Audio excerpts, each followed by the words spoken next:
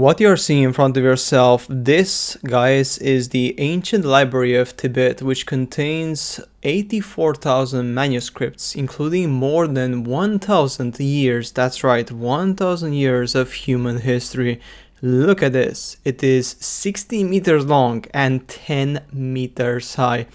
Only 5% of the manuscripts in the library have ever been translated, and only 0.6% of that 5% has been made public. That is ridiculous, guys. This just shows that our history, like the knowledge we have about our world, of our past, is very, very minimal. We are talking like peanuts.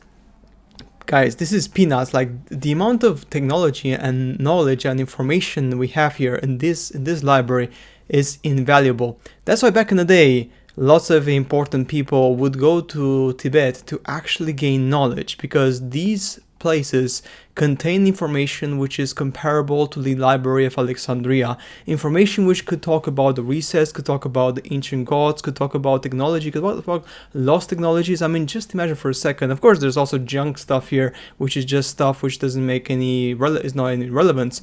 But also, imagine this library contains things that most likely would change our perception of reality, our history, if we would actually be able to decipher them, translate them, and make sense of it. The problem, of course, is the following. They're written in very ancient language.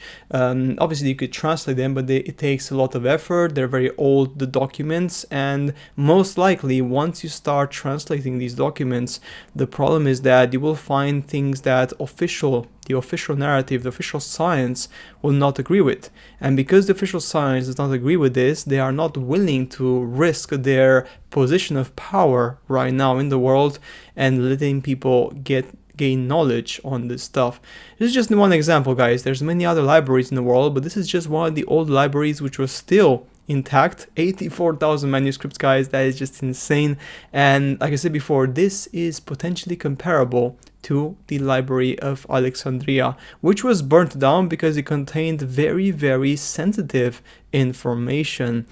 Guys, that's it for today's very short video. I just want you guys to really see this, because it's just mind-blowing that we have so much knowledge, but unfortunately, because of lack of interest, we do not have access to it right now, because it's very expensive, and also because the powers of this world, they're more interested into creating brainless slaves than actually giving people real knowledge of the past and potentially giving them more freedom. That's right. Freedom is the key word here.